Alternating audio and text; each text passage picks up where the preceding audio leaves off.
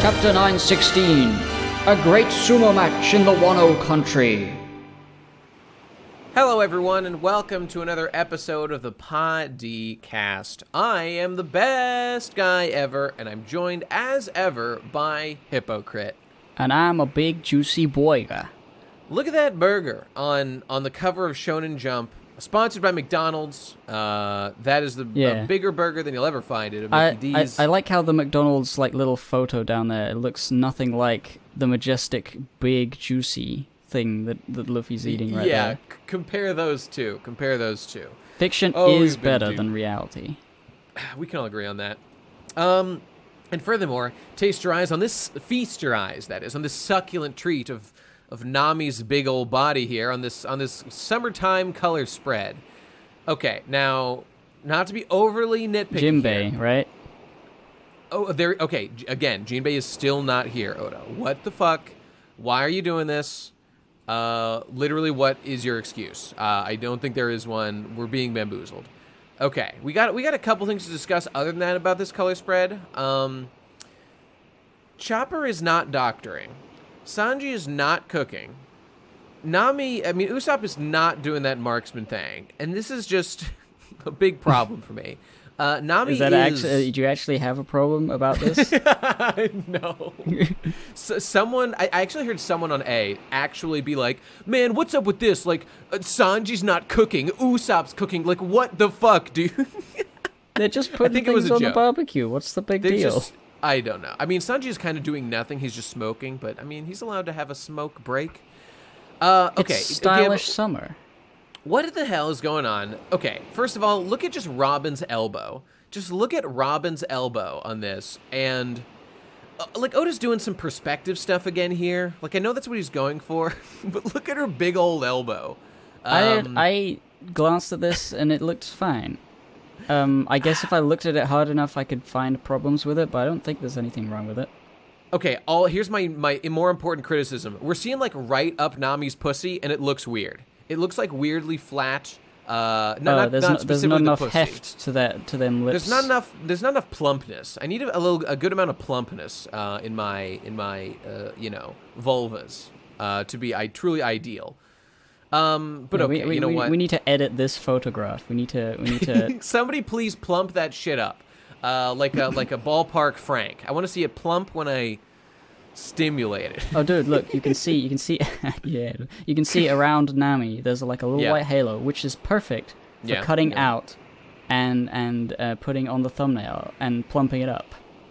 That's true. Although if you look at the top, she's got her little hair dealie at the top. Does not have the white outline outside the okay, black border. Abandoned ship. Okay, well you can cut off that little top part or something. All right, that's enough of this bullshit. Thanks for indulging me, everybody. Okay, let's move on to the actual stuff. Also, Zoro looks cool with he's eating that noodles. Highly unnecessary, but still cool. Okay, anyway. Remember One Piece, guys? Remember chapter last time when O-kiku cut off hair? Well, that still happened, and here we are in chapter 916, 2 weeks later. I think it was 2 weeks. Okay, whatever. Here we go. This big, fat, wide man. Yes. This is the face of disgrace. It's the face of devastation, of demasculation. This is what I look like when I get my dick yearly removed, because it just grows back, as his hair will grow back, because I'm such a man. But I keep trying, because I must obtain purity. So we got the hair cut off. That sucks. We see some smile guys with their disgusting, weird faces. Look at these smile guys. You see them in that, bottom right panel there? What did that guy eat on the right, with the big teeth and the head thing? Orc fruit. Yeah, that's probably true. And that guy to his left ate the bork fruit, because he's dog-ish. Actually, looks like a deer or something. Okay, whatever. It doesn't matter. Top Knot was cut off. He's mad at O-kiku. Yeah. And he's got a very Virgin Rage face going on there that I like very much. Yeah. He's just trying to deal with his Virgin Rage. That's his problem. This woman is being a bad person by not fucking him. He screams at the top of his lungs. He goes full guerrilla warfare. He does. And by the way, we see in no uncertain terms, this thing is definitely floating. This little floaty head thing. Somebody said there was it's a traditional something or other. That the just thing a traditional Japanese levitating roof, as they do. No, because they're suspended with wires and stuff, but it's supposed to look levitatory for some reason. Oh, so but in One One Piece world, it could just actually levitate for some reason. Well, that's interesting. Okay, all right. Well, that's an excellent. Is that like a sumo thing, or just like a? I think it Japan might be thing? a sumo thing. I forget the comment exactly, but yeah. Okay, well that's cool. That's good enough for me. So yeah, he's going to smack his bitch up, as the saying goes. Excellent. I fully endorse this course of action. And then, all right. So here's the bit where she slips into I don't know whether it's unconscious, she sometimes is a swordsman and sometimes she's a fair maiden. This is like lunch from Dragon Ball. Because she's going right. She's going like, Kya, why did I do that in front of so many people? I want to point out though, I was wondering about that as well. She might be like, oh, so embarrassing to be a samurai because I'm a delicate lady. My thought is perhaps she's attempting to hide the fact that she is a samurai because that attracts attention. That's possible. It's possible. I mean, if so, it's a very funny character because she's done such a terrible job. Because she did it in front of so many people right then, and everyone saw her. Yep. I mean, she's but that's she's like a clumsy person, and I like that about her. Yeah, either she's a clumsy person, or she has a bipolar, not a bipolar, a split personality sort of thing. Where, because it seems like she just doesn't really know what to do. She's a bit shy, but then when the chips, she's like a Gohan. You throw her at a mountain, she'll slice it in half. That's true. I mean, they're definitely building to something. Either she's got a secret, or personally, I think that she's got a secret and is kind of a fuck up who keeps letting out the fact that she's a samurai and maybe a princess or something. I mean, I don't. That's what I gravitate towards. Yeah, you gravitate towards the big twists. I think this is just as simple as it looks, and she's just sort of silly, and that's accidentally does badass things, and she's like, "Ooh, I'm so embarrassed." Yeah, all right. Well, we'll see in time. So here he goes. He's gonna strike a woman to correct her, as any responsible man would do. Her behavior needs to be corrected, so he steps in. I can appreciate that. And then here comes Luffy with Gomu Gomu no Sumo move, and he stops him. And now Luffy's getting involved, and they're doing a thing here, guys. We're doing a sumo match now. It's just become that. And I mean, of course, I'm way into it. Of course. This is great, and I very much like this. This is silliness. Now, the only thing that's a little bit of a shame about this is, I mean, there's no surprise. Luffy utterly blows this guy completely the fuck out. There was zero doubt as to that would be the outcome. Yeah. There really are zero stakes, or even zero fear of failure here, which is a little unfortunate. This is a little bit of the consequence of just late-game shonen syndrome. I would generally agree. But I feel the environment of Wano is such that there are so many big players all over the place that it's not so much that you can fight everyone. He couldn't fight all of Big Mom's crew when they came to attack him, and it's the similar situation here. We've got Kaido and all these guys. We've already got Hawkins on the prowl. He's on his way. And what's his name? Lion Stomach. Yes, hold him. Yeah. So we got big players, multiple of them, and they're all over the place. This guy, I think, is just small time. Small time to be a Japan. He's that's what he's supposed to be. Well, don't get me wrong. I like this guy a lot, and I like everything that's happening here. It's just if I could have done anything, it would be nice if this event right now was happening 600 chapters earlier, and then I could be like, ooh, maybe I wonder if Luffy's going to be able to beat this guy. This guy's really strong. It could also be that they could have just made this guy actually really strong, and someone who was so strong who could take an elephant gun. Honestly, and I know I've said this many times before. I agree. I wish he was someone who could take an elephant gun, because we are in Wano. This place is hyped up to be super duper strong, just on its own merits. But it really comes down to Luffy beat Katakuri. I will never forget that happened, and as a result, the opposition needs to be fierce if I'm going to take a confrontation seriously. But it's not big. I'm trying to enjoy this for the fun of it, even though I have zero doubt Luffy will win, and none of this really matters because Luffy can just destroy everyone if he wanted to with Haki. You know how, like, you say, like, he beat Katakuri? Yes. Do you think Luffy could beat Aokiji as he is now? You know, that's a better question. Because Katakuri fought him, like, on his terms, where he like actually, he's a fighter. He's like a melee guy. He does things, but Aokiji is like a power man. I still don't think that Luffy could beat Aokiji as he is right now. Maybe if he grows some more. I think at the moment, when it comes to physical confrontations, Katakuri is the benchmark. But I don't think that means everything that comes up against Luffy is like, oh, there's no way Luffy will lose. Well, sure, but this guy is a physical confrontation. Yeah. In this one instance, it's just a chance for Luffy to cause a ruckus and make everyone be like, oh my god, he's strong. And it's not even like Luffy has to play within the rules right now, because like if Luffy's put in a situation where he has to obey the rules, or they'll like shoot Nami in the head or something, like that's one thing. But they're like, no, like Luffy's just barging in here to beat this guy up, and there's no reason why he doesn't just like hockey everyone in the crowd and just like waltz out, which he definitely could do if he wanted to. So like that's what you need to make Luffy like in a pinch. But because there isn't that, all I'm saying is that there's very low tension in this interaction, which is fine. Well, I mean, it doesn't need to be low tension, and in fact, they're playing up the comedy angle with like Luffy's like really getting into the sumo aspect of it, and he wants to win fair and square, and he's got his little nameplate comes up. Pirate and sumo wrestler aspirant Luffy no Umi, fighting record, a complete victory over Usopp. Now, which is adorable. Okay. Now, real quick, I was wondering about this. Have we ever seen? Yeah, I was wondering too. I don't think we ever saw Luffy actually like sumo wrestle Usopp. I would bet that actually is a reference to something in the story, but I can't for the life of me remember. I can't remember either, but I think it would just be like they mentioned it, like it not necessarily it was like shown. But like a moment where like Nami's looking at a map and trying to figure something out, and the rest of them, like Usopp and Luffy and Chopper and something, they're just fucking around and just like, oh, Luffy beat me in wrestling, god damn it. I'm sure that's what actually I'll rematch you, and then that gets carried up to this point. I would not be surprised if that's real.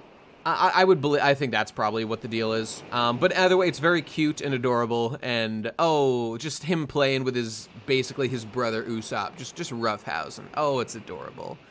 Like imagine Usopp like challenging Luffy to a sumo wrestling match. Like, what the fuck? Maybe Luffy challenged him, and Usopp's like, fine, I guess I'll do it. Just leave me alone. Stop raping me. So this is very cute, and I like Luffy's like he takes off his like top robe and is in like sumo mode. This is a good look for Luffy. I like him as like a sumo wrestler in Wano. Like Zoro is here as like a Ronin, a samurai. Luffy like is a sumo wrestler in Wano. This is good. This is how he should be. I like. And that he's looking pretty thick right here, like muscle wise. He's looking juiced.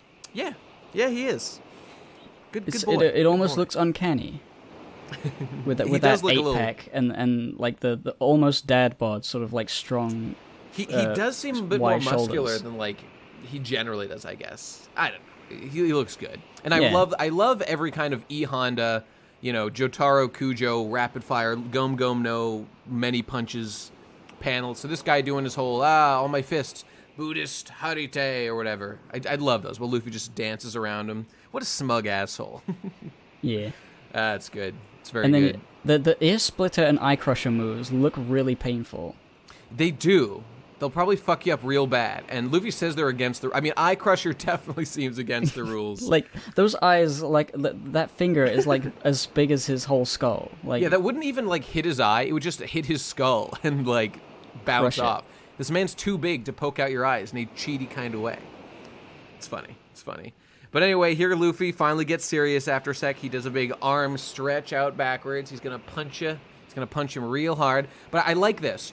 Like, we begin a moment of, like, Luffy starts stretching his arm out real far. And then we, like, cut away for a while, like, while that's still happening. And we do other stuff, and then we come back to it. I just really like that. This is the kind of stuff that's cute to me.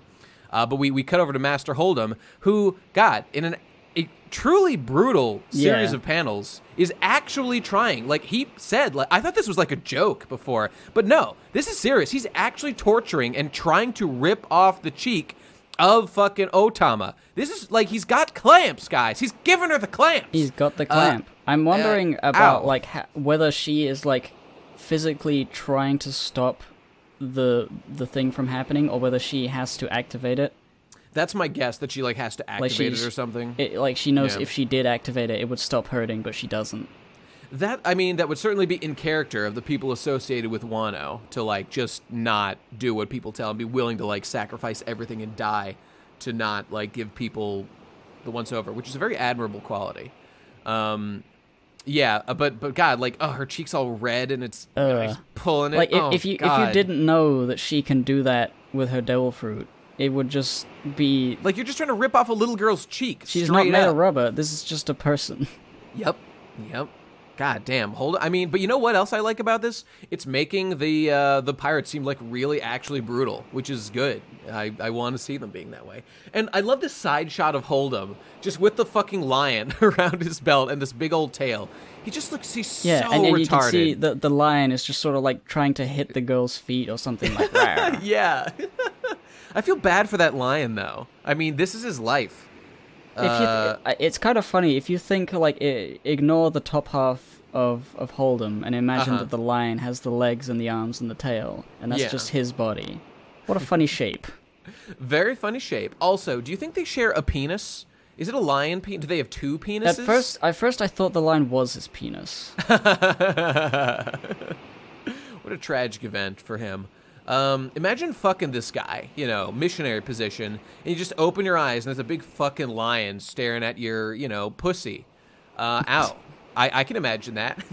And I do every day. His pussy is looking at your pussy. Whoa. Damn. All right. So whatever. So actually, we get a little backstory here of while he's trying to rip off this cheek. Hold'em here is like, hey, you mentioned the Kozuki family earlier, didn't you? Don't cling to them. 20 years ago, the Kozuki family was planning to destroy this country. They were nothing but a family of evil. Now this is interesting lore. And now who knows what Hold'em believes? Like truly, or if he's lying or pushing some lie. But clearly, the story has gotten out there, or there's someone's trying to push the narrative that the Kozuki guys were evil. And I'm sure this is something that, like, Orochi has done to legitimize his, like, claim to the throne and stuff. Makes sense to spin the PR to do that stuff. Yeah, it's interesting, the idea that maybe Kaido himself and all the pirates associated are, like, misled. Like, if they knew the truth, would they change, or would they just be pirates? Hold'em's a brutal guy. It's making me actually wonder. Honestly, it's how silly Hold'em is. If, like, maybe Hold'em will, like, become an ally of them later? Because, like, he is saying something that he thinks is true, but is actually a lie. And we've seen people do more brutal things than this become good and turn around. I don't know. He is a member of Kaido's crew, obviously, but still. Makes me wonder. I mean, it could be that this guy lived in Wano and was given a smile and brought into Kaido's crew. It's possible. He doesn't really look like the type, but it's possible. No, but, I mean, there's lots of things that it could be. It's a thing to think about. Like the idea that everybody believes that the Kozuki clan are actually villains, and if the truth comes out, what happens? What do people do? Indeed, good question. Because the idea of it being a lie, it sets up the idea that people will change if they hear the truth. Yeah. Change their allegiance in some way. Makes me wonder, they're saying, like, this story, if it's really been going for 20 years, like, how has Momonosuke, like, been surviving as the heir of the Kozuki family until this point? I don't know. Where was he? Oh, he's not 20 years old. I think he was on, he's like 8 or something. I think he was on Dressrosa. Sorry, not Dressrosa. I think he was on Wano, just, like, in hiding. Obviously, he was raised on Wano, because he, like, is a Wano guy. So, I don't know. Maybe he was just in hiding. I'm sure we'll find out more. It's kind of his arc, so we'll see. Yeah, I can't remember. I can't remember what happened with, like, Kinemon losing Momonosuke in the beginning. Yeah, I can't quite remember either. Were they, like, fleeing Doflamingo? Were they fleeing Kaido? Or, like, the Shogun? I don't quite remember either. Yeah, it was all sort of a thing. I'd have to go to the Wikipedia. This was, like, 5 years ago or something when fucking Punk Hazard happened, so... God, can you believe it's been that fucking long? Okay, well, whatever. Anyway, so we cut away, and we're cutting to the Law and the lads. Beppo, that fucking idiot, ate the fish from the river, is dying, which is delaying. I think this is like I think this panel exists to explain why Law is like not going to show up quickly. He's like got to take care of Beppo, so he won't be involved in the things happening right now. Which raises the question: why even introduce him if you're just going to delay him with this shit? I have a potential reason, which is a bait and switch, where you think Law is not going to be there, but because he's got to worry about the bear thing. But it turns out he does manage to get there. He's just carrying the bear boy on his back. You know what? Because in a funny manner. That would make sense. Yeah, that'd be cool. Okay, and then we see Hawkins he's on the way. He's heading there. He looks cool. I like Hawkins. I want to see him do more cool stuff. Yes. And then we get a very fucking this is the kind of low stakes fun stuff I really like. You just get a shot of like Wano citizens looking up in the sky, seeing a strange obelisk, be like, "Ooh, what's that thing?" And it is Luffy's freakish arm extended across the whole city. I like that a lot. That's like my favorite shot in the whole episode. And then, whatever, Yokozuna boy just can't hit him. And I like that Luffy is, like, continuing to dodge while his arm is, like, still extended out real far and stuff. This is really cool. Like, you would think that the going giant hand all the way over there and jumping would pull him over to his hand. But that never seems to happen. You are 100% right that well, actually, we know that Gear Third is, like, fueled with air. It's full of air and stuff. So I guess, like, air doesn't... air weighs something, but, like, it wouldn't weigh much more than his body, which probably does weigh more, I guess. The physics don't make any sense in One Piece. Whenever anyone has super strength, it never makes any sense. Like, when... what was it? It's that, like, when Cloud swings the Buster Sword, if it was, like... real life weight and proportions, like there's a 0 chance, even if he was able to move it, that he'd be able to stop himself just because he doesn't weigh like 400 pounds or whatever. So there's that. But Luffy, here he comes. He's like, oh, I'm the number one. I always like these moments. He's like, I'm the number one Yokozuna. There's no way you could beat me. But Luffy's like, I am the man who'll be king of the pirates. And then, well, bam. Yeah, yo. He gives him that's what played throughout the town. He gives him the big push. Okay, here's a minor criticism, though. It's less fun that Luffy doesn't have to, like, bite his hand and inject air into it to go Gear Third. He just somehow goes Gear Third here without doing that. I don't know how. I never really understood how he blew up his Gear Third. I thought it was just like he blew into his hand, but that wasn't really why it worked. Well, he just did that. He bites down and he literally punctures his bone with his teeth, and he blows into that hole to fill the bones with what? Why did no blood come out? Like, it really should, but it just didn't. I mean, artistic choice, perhaps. I think that would be... Maybe the blood is rubber, and it can just elastic around. Yeah, I mean, I guess so. But that is what Gear Third is. That opens a whole can of worms. What if Luffy shits his rubber? They bounce all over the toilet. It raises a question. Is poop part of you? Is poop a part of you? I mean, it has part of you from your stomach. The stomach acid and the enzymes and all the things that go into making it shit.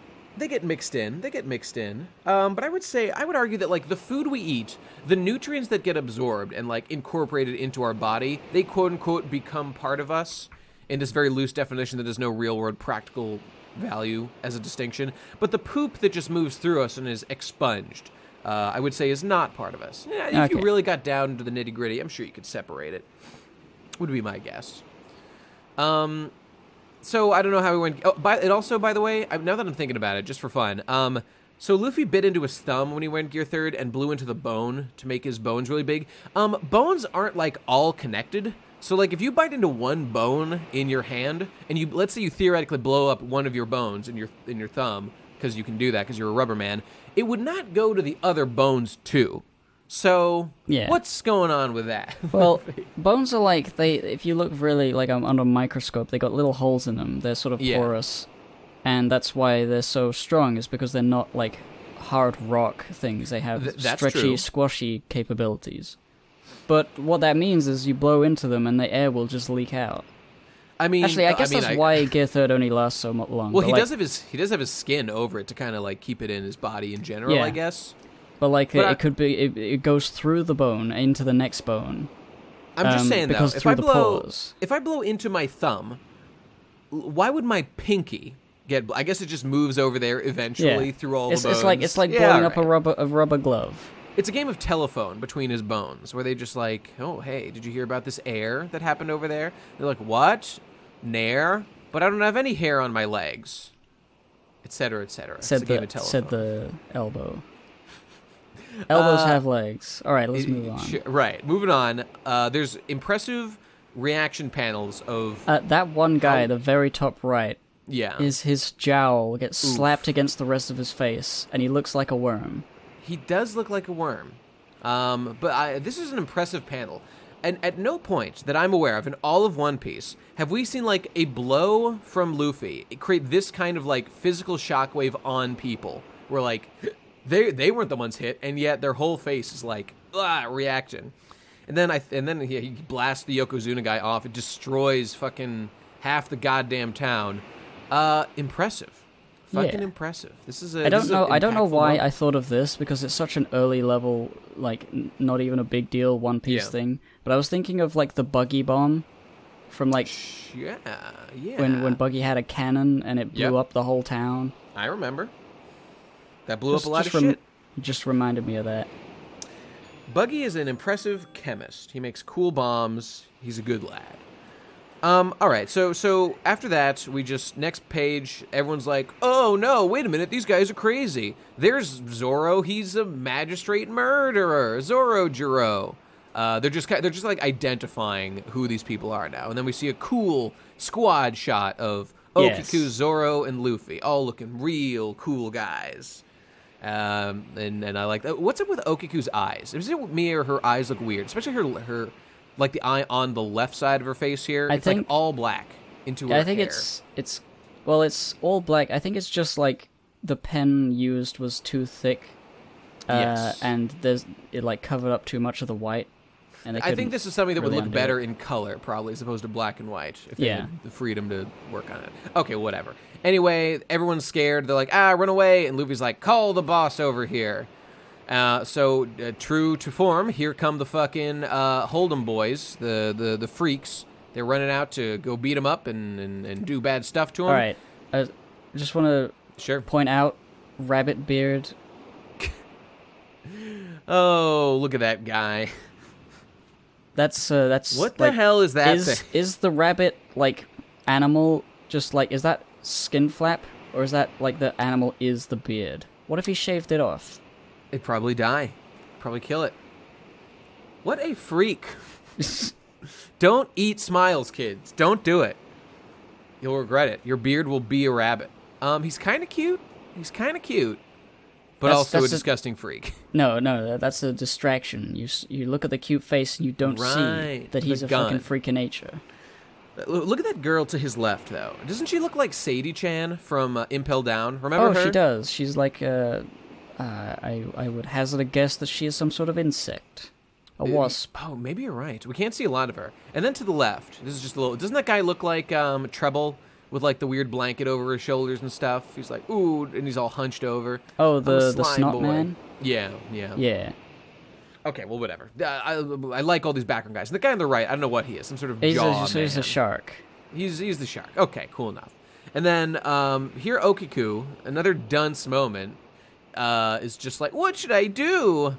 Stop spacing out. I'm not going to watch your back, says Zoro. And then she does something with her mouth. She does a little like, like...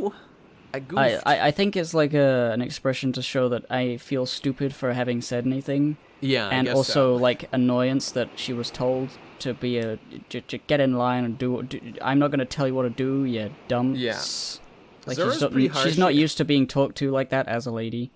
I suppose that's true. They're very polite in Japan. Should I cut them? Like, I don't know why. What is she doing? What the hell is she doing? Why is she being such a weirdo? Okay, see, this is why I think, like, I think this is a person who's been, like, raised as a samurai, but has been taught to, like, never use it, or that, like, she's not allowed to show her samurai skills for one reason or another. I think it's more that she is been taught never to use samurai stuff. Maybe. Like, I don't think she's doing any of this deliberately. I think she's just, having trouble being a badass. And then she just starts fucking cutting them up, and she's pretty good at it. You know who she reminds me of a little bit? Remember Rurouni Kenshin? I remember Kenshin's, like, wife that he eventually marries her, but, like, it's the lady who was, like, the head of that dojo. No? You know, Oda worked as an assistant on Rurouni Kenshin. Whoa. Everybody knows that, I think. Well, yeah, he did in the manga. She reminds me of especially with her hair tied up. What was it? Kyoko? O-kiku. Whatever. People will tell me. Post in the thing what the name of that bitch was, who was the head of the dojo or whatever. But anyway, everyone they're cutting people up. Zoro's doing cool flying around moves and stuff. And Luffy is just like, who's your boss? It's Hold'em. Get out here, whole pig. I'm gonna beat you up if you hurt Tama. And then finally, this bullshit is over. That complete waste of time has ended. And here we are. Hold'em has come out. And he's got Tama in the fucking lion jaws. It's hilarious. This is quite the image. And the lion looks stuffed right there with his eyes. He does look pretty vacant. He's not really thinking about much. He's probably just thinking, he's having like Vietnam flashbacks to, when he was like made into a freakish lion smile creature. Dude. Do you think he's called Hold'em because he uses his lion's mouth to hold him? That makes sense to me. God, look at this fucking guy. Okay, here's why the fuck.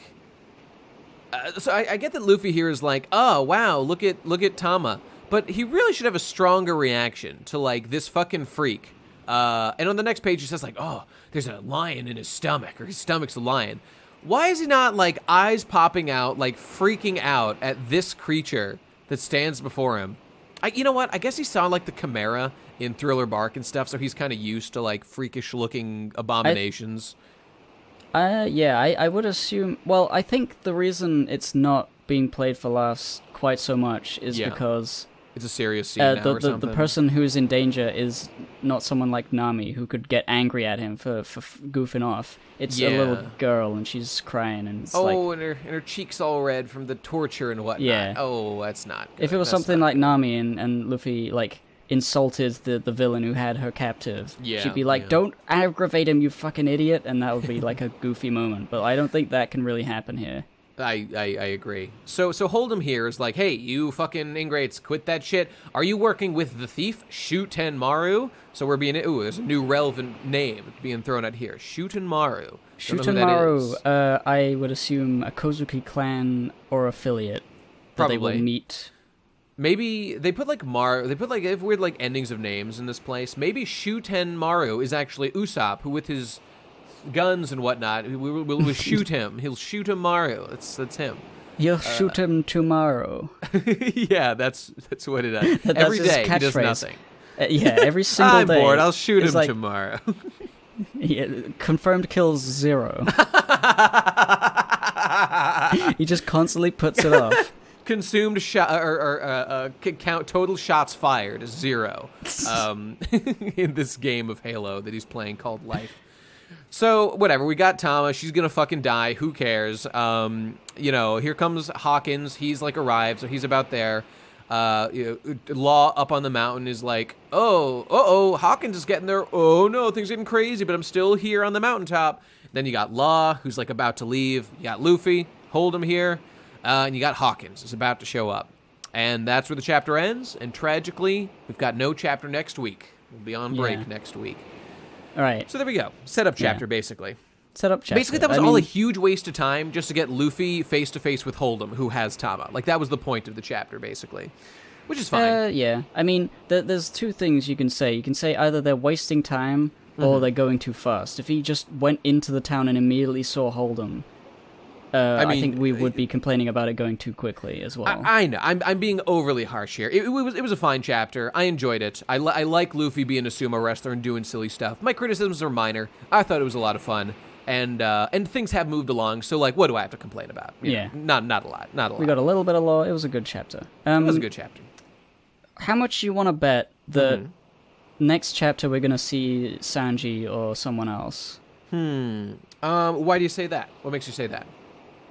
I just feel like it's the sort of like, oh, climactic moment, what's gonna happen? And I can't imagine it being all that particularly interesting without like moving the plot forward too far. Like, I feel like we need to get some other characters some sort of like setup as well before this showdown goes down. Not to be overly harsh on One Piece, but I think the next chapter will not be amazing because I think what's going to happen is like these characters will, like, that we already see here, will all show up. And I think like the big shocker is going to be kind of what you said. Now that I'm reading further, I think like the shocking moment will be Law arrives dramatically and like stops an attack or like something like that.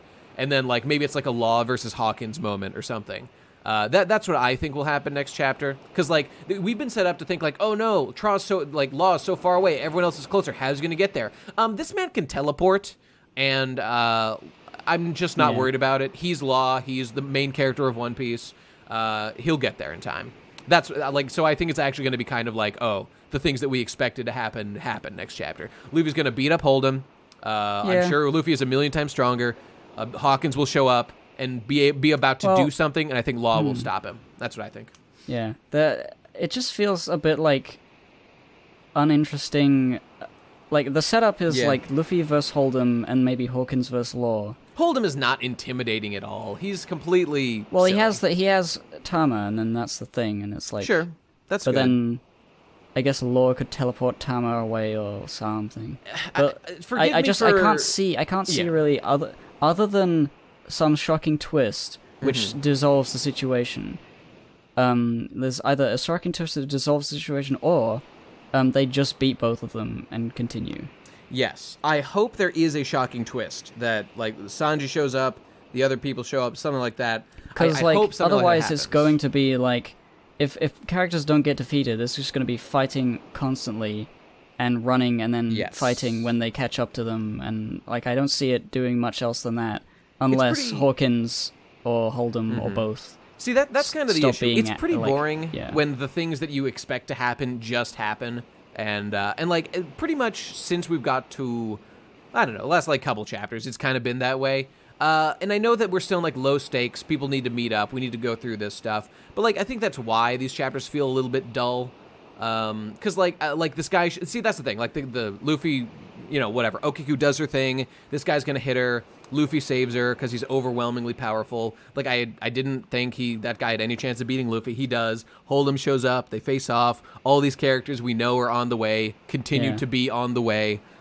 What I would really like at some point soon is like Law with like a map of Wano, and like here's where we're planning to meet up with these people for this sort of like, we need some sort of secret plan on how to defeat Kaido. I want to see that. The Law can provide that.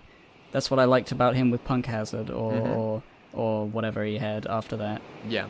With Dressrosa, he had the plan and where to go, and it's like, yes, we have objectives that aren't just beat up whoever is the bad guy currently right now. I think the best thing to do with Law for this arc is, as you said, like this isn't Law the arc anymore. Law is now like an ally of Luffy, and that's fine. Law should be given some sort of very important job because he's an important guy and a powerful guy. He should be given some important job that doesn't involve a lot of screen time that he can go do, and it's very important, it has to be done so that our actual heroes we really care about, Luffy and the gang, can like have their important, visually bombastic, fun adventure stuff to do on screen. Law could be a covert agent guy. That I think is the appropriate role. Because do people really care about Law? Like I know Law tops the charts for like popular characters, especially in Japan, like all the time. I mean, the Japan polls are the only ones that matter. He tops the charts for popular hats. Indeed he does. But like, does anyone really give a shit about seeing him like doing things and like having screen time? I can't imagine like wanting to see, like, what are we gonna do? Explore Law's character? We know everything about the guy. He completely blew his wad as a character in Dressrosa, which is fine.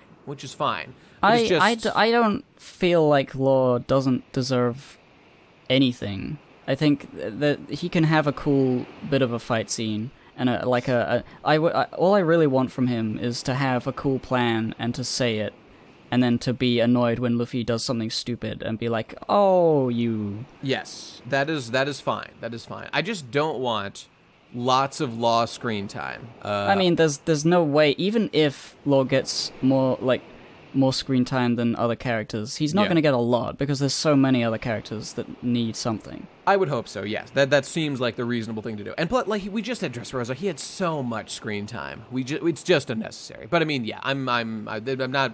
We haven't seen if that happens or not yet, so there's nothing for me to be freaking out about. Yeah, and I guess that's about it. We'll just have to wait another 2 weeks, see how this wraps up, continue our weekly coverage here on the Podcast, reading the newspapers, which is canonically what we do. In case you're unaware, in this world, the One Piece is a newspaper comic that we read is delivered by seagulls from Big News Morgan himself, who is also canon in real life. Yes, on we our are ship. In the One Piece world. Yes, exactly.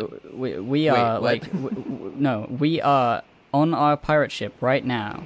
In the Grand Line, the first half of the Grand Line, we're going over our little missions, little adventures, looking for gold, and we're learning about all this stuff happening in the New World. But someday we'll be there. And you'll see our cameo in One Piece. Yep. Get braced for it, Chapter 999. That's the one. Well, that'll be good. I can't wait for that. We are, for us, One Piece is it's the daily newspaper reporting on the events of other characters. That's what it is. Well, there you go. All right. That's it, everybody. Hope you enjoyed. We'll see you next week. Patreon.com/thepodcastpirates. Join the race war, everybody. It's whites, lowly whites. They got no rights at all. Versus the beloved colors, the people of integrity and character. You're going to want to join the colors. We're great. Oh, and you know what? It's an appropriate time. Let us celebrate the victory in the recent Pokemon tournament. Pokemon Podcast, whatever tournament, hosted by Eam, a.k.a. Soy Boy. The victory of Flying Penguin, who has been promoted to Cool Cat for a whole week and gets to hang out on the empty throne. These are the kind of great things you get if you click the link in the description and you join the Pod D Discord. They have shenanigans. It's a very active time. Get in there and have fun. There's a lot of shenanigans, a lot of characters in there. Indeed. Congrats, Flying Penguin. Everybody else, you try failed. harder. You failed. Do better. All right, thanks for being here, everybody. We will see you soon, and have a wonderful time. Bye. Goodbye.